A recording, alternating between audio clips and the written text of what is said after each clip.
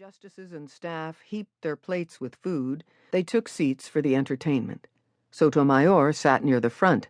So did Justice Ruth Bader Ginsburg, whose husband Martin had died 3 days earlier after a long illness. Ginsburg, a survivor of 2 serious bouts with cancer, had prided herself on not missing a single day of court business during her husband's illness. She was exhausted but not about to skip this celebration.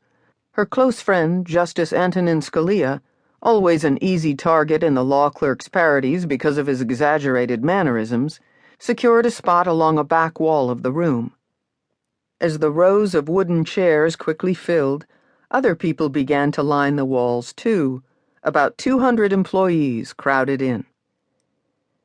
Chief Justice Roberts began the festivities with a Jeopardy-like trivia contest.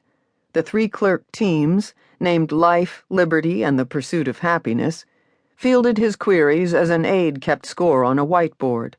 Next, the musical spoofs began.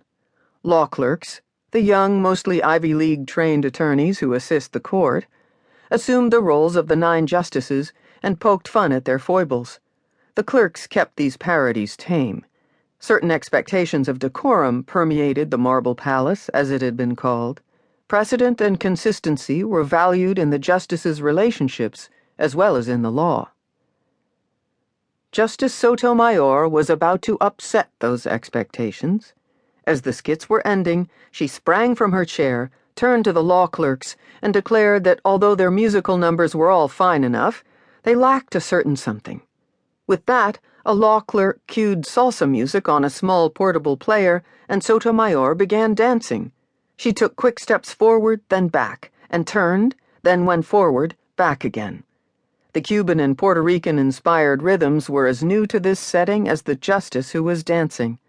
For her salsa partners, Sotomayor first grabbed a few law clerks, who, it became clear, had arranged this diversion with her. Then she beckoned the justices, starting with Chief Justice Roberts.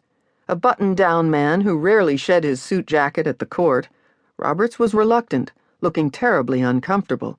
The audience was apprehensive.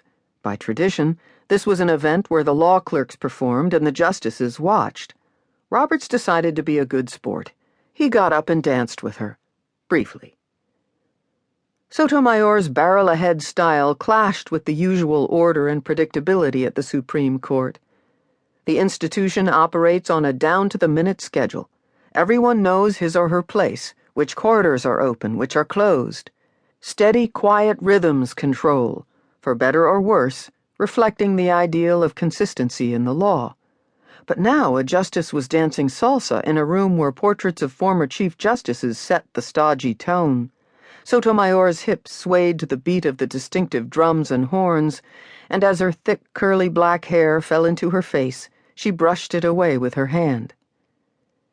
As she sought out partners, nervous colleagues danced a bit, one by one, then retreated to their chairs. Justice Anthony Kennedy, 6'2" and favoring dark suits with coordinated tie and pocket handkerchief, did a jitterbug-style move.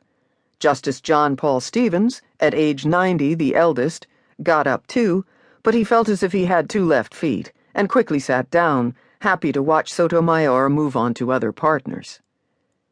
"Where's Nino?" she shouted toward the back. Scalia, his thinning black hair slicked back, started to shake his head. There was no way he was going to dance. But then he did, sort of. Justice Samuel Alito, tall and shy, looked even more awkward when Sotomayor got to him. He resisted, but the rest of the audience was into the spectacle now. People were standing up, laughing and whooping. So Alito stood and danced a little bit. Then Sotomayor went toward Ginsburg, who had just endured some of the most difficult days of her life. She did not want to rise from her chair, but Sotomayor whispered to her that her late husband would have wanted her to dance. Ginsburg relented and followed Sotomayor in a few steps. Ginsburg put her hands up to Sotomayor's face. Holding her 2 cheeks in her palms, Ginsburg said, "Thank you." As the program closed and people began leaving the room, emotions were strong. It had been a difficult term, and Sotomayor's enthusiasm was catching. Scalia, who could shake things up in his own way, joked as people passed him.